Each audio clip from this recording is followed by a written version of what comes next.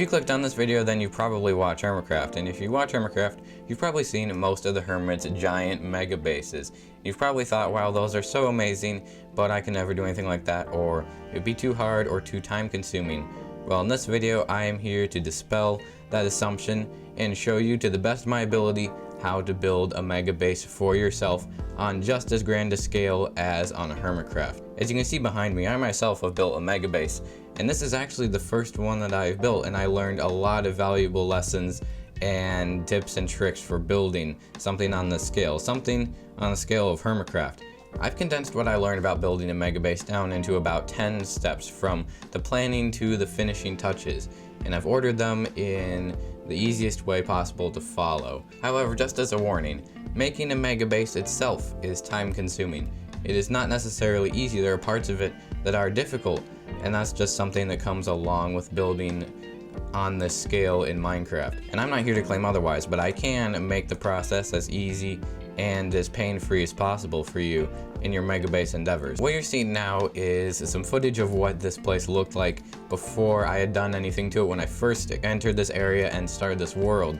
I'm going to tell you the brief story of my mega base, because it will provide context and actually some useful examples for your own mega base and the actual ways to build it. When I first reached this area as just a normal taiga, I had created a rough idea for what I wanted to be around the base, and I had a completed version of the actual mega base structure itself in a creative world. And so I got to work. I started from the bottom up. I started working on various parts that would eventually go underneath the mega base. I started terraforming, started building up the landscape, and eventually I had a giant flat area where I could build. And I didn't actually start the base right away. I started putting stuff underneath it. I fixed all the terrain underneath it. I started getting like actual farms, a storage system, all that kind of useful stuff. And eventually I got to the point where I had a base of operations. I could actually begin work on the structure itself.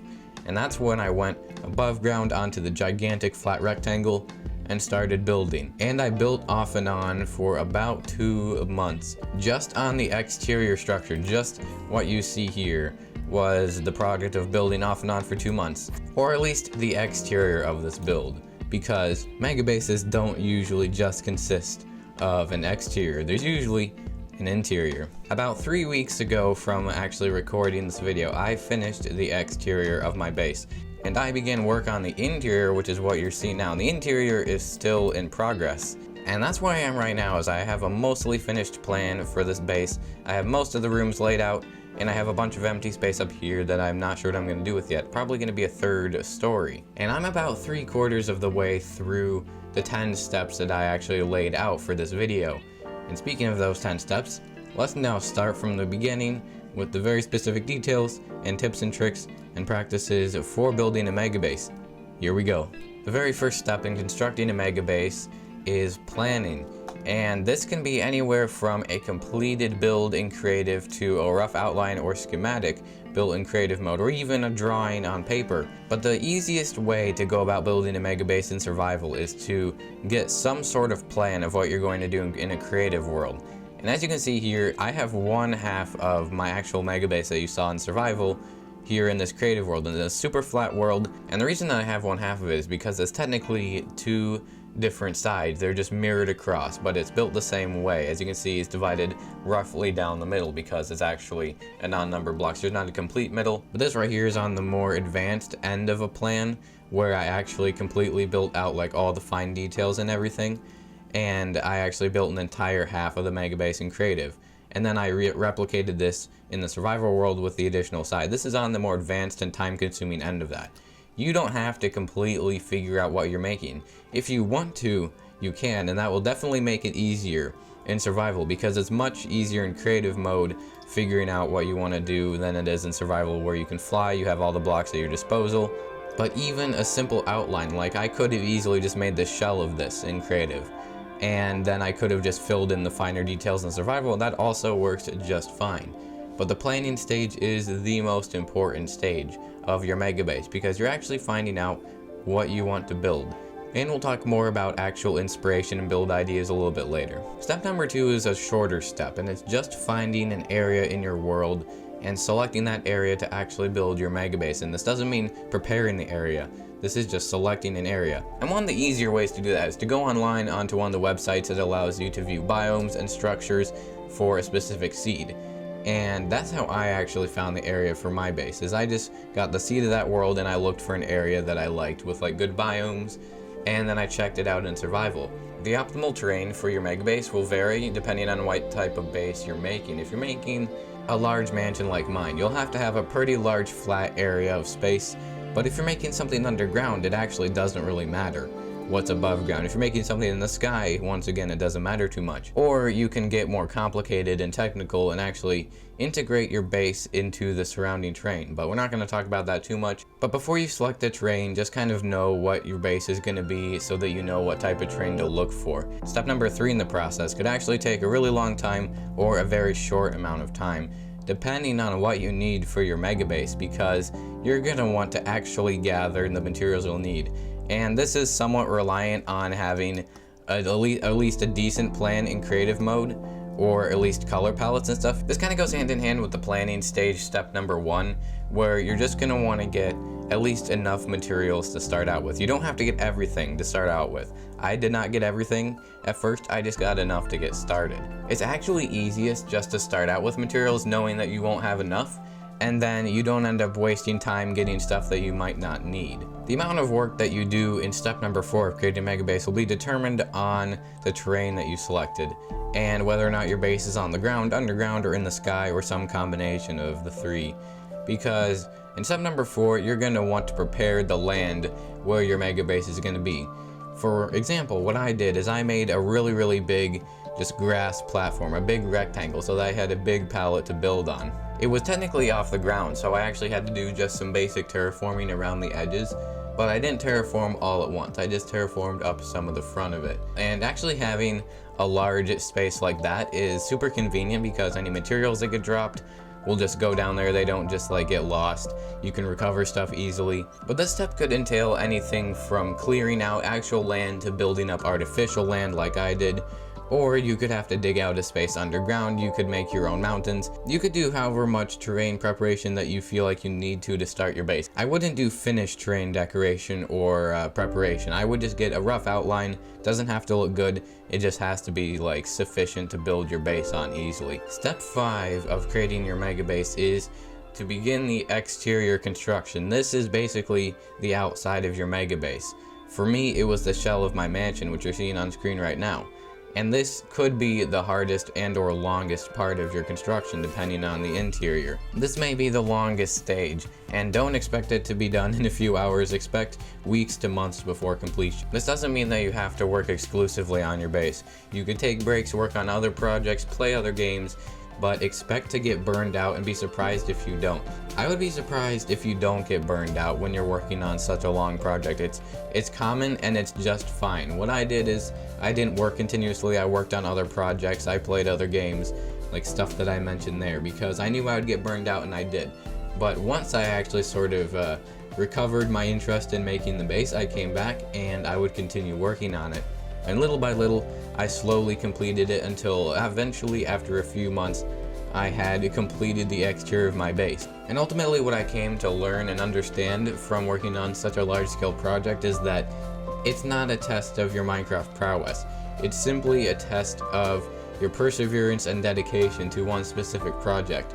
Because you don't have to be an amazing builder, you don't have to be the best at Minecraft, but you do have to have a lot of dedication and a lot of perseverance to undertake something that big. Completing step number 5 may take a lot of time, may take a lot of perseverance, but it will feel good on the end when you come out of that with a completed mega base, or at least the exterior like I did. Like I felt really proud of that. I was happy that I actually persevered and continued. A few times I almost didn't. For step number 6, you could actually do this later if you want, but it's sort of positioned here as a break from actual like structure work, because step 6 is about blending the terrain around your mega base back into the natural landscape of the environment.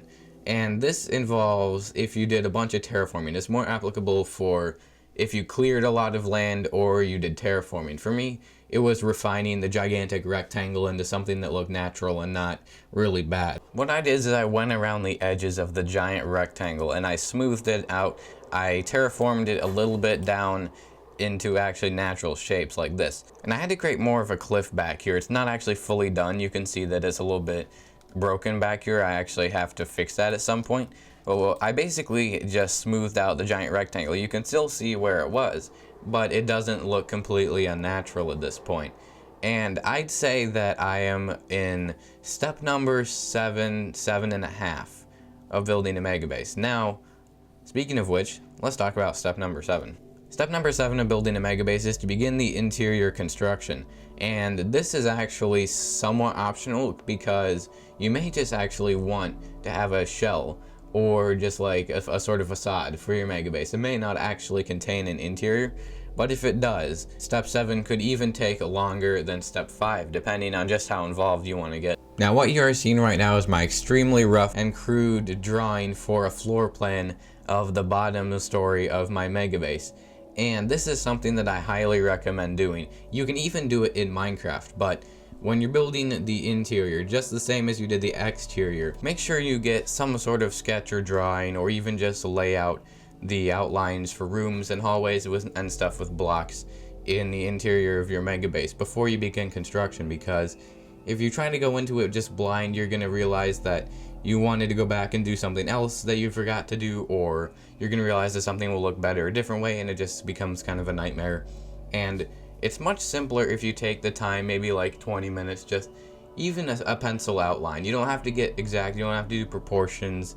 You can even just do something like what I did. I took some measurements, which took longer, but you don't even have to do that. Just even a simple drawing will make your life so much easier later on. It may not sound like, it may sound like a pain, but trust me, it's a lifesaver, because once you have that draft, you don't have to think about what you're building. You just have to place down the blocks. You don't have to worry about what you're going to build and where. All you have to do is follow your outline and translate it into Minecraft. And if your interior construction is going to be a long process like building the exterior was, then I would recommend applying the same practices that you used for section 5 to section 7, because you're just as likely to get burned out doing interior work as exterior, because it could take a long time. Basically just expect to get burned out if it's a lot of work. I myself have gotten burned out a little bit recently.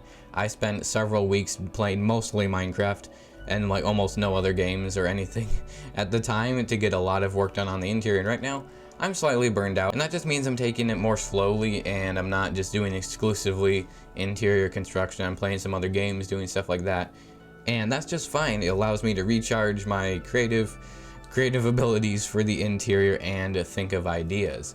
And on with section 8. This is actually territory that I myself have not fully reached yet in my progress on this mega base. Right now I'm still in section 7 of interior construction, but section 8 is like actual finished fine details on like landscaping and terraforming, where you sort of go back, you do like gardening, you make like actual finished landscapes, sort of like what I did down here, where you actually have maybe like custom trees or bushes and stuff like that. I have to do a lot of stuff around the front of this base here. That stuff is going to come later, but I would recommend doing that after you finish the rest of this. And the landscaping can be as little or as much as you want.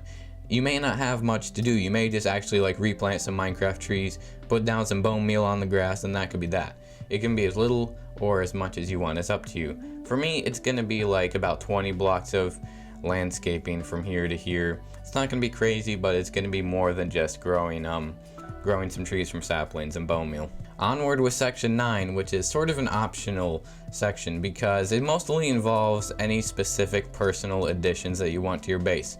The most notable examples of these are like actual entities or mobs in your base that you might want for decoration or show, or maybe villagers or something for functionality. Stuff that you could go back and add afterward. I kind of broke that rule a little bit, but it was kind of time sensitive, and here I actually have a Halloween skeleton. You can see him there. And he's got a jack-o'-lantern on his head. There he is. And I just put this guy in here because I didn't have anywhere else to put him, so that would be counted as like an extra personal addition that's like an entity. I guess in this case it's a mob, but I also may be adding villagers in some places. It's sort of just any little details that you want to go back and add, stuff that might occur to you later, or functionality, things like that. In section 10, well, section 10 is actually just a list of compiled tips and tricks and best sort of practices and stuff when actually working on your mega base. It doesn't actually involve doing anything specific in your world, but here are some things that I discovered and that didn't necessarily fit in with the other sections. Make sure you don't try to rush the process of making a mega base. It's not meant to be done overnight or in a few hours. Like I mentioned before, it can take anywhere from days to months, depending on what you're building. But it's more likely to be lower quality the faster it's done. There aren't any deadlines on your mega base except those that you set for yourself in your head. And this is something I definitely had to combat a little bit when I was making this, because throughout my whole life with everything, I've had tendencies where I want to like get it done as fast as I can. I want to rush it. I want it to be done now. And that's just not something that can happen when you're doing a mega base. So I had to just learn to go as fast as it seemed right to go. I didn't rush it. I just went at my own pace. Also, kind of along the lines of that, don't bite off more than you can chew when building a base. Don't be afraid to start small. Everyone has to start somewhere, and also the 10 steps in this video can be applied to any base, big or small. Like you could just as easily apply the steps in this video to a small base, a starter base, a medium base. It actually doesn't matter the scale. These are all like good ways and practices for making any kind of base in Minecraft. And this is something that actually has come up with like people mentioning, oh, it looks like Green's mansion. It looks like you're copying Green's mansion. Or there's always going to be the people who say that, oh, you're copying someone else when you build something in Minecraft. And don't worry about people saying that, because everything in Minecraft is unique and it doesn't really matter either. And even if you are like replicating something or putting your own style on it, that's not copying. And it just doesn't really matter if you're copying or not, as long as you're actually like having fun and not like sort of stealing their work or like somehow making money off someone else's stuff. Then it doesn't matter too much if you're just doing it for your own personal enjoyment. And in the same vein, don't ever be afraid to take inspiration from someone else's build if you're having trouble thinking of what to do. Like, I saw Green's mansion and I was like, I want to build a mansion too, because it would be fun, and I wanted to use 1.16 blocks. And so I technically took inspiration from his mansion.